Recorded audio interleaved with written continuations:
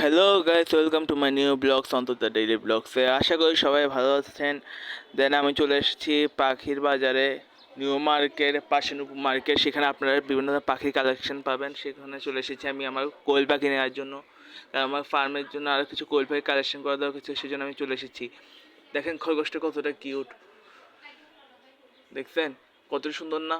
দেন আমি চলে এসেছি যে আমি যেখান থেকে পাখি নিই অলওয়েজ সেই দোকানে। দেখেন ওনার কাছে কতগুলো টার্কি, কোয়েল, বিভিন্ন প্রজাতির পাখি আছে। ওনার কাছে আগে খরগোশ ছিল, কিন্তু এখন খরগোশ নাই।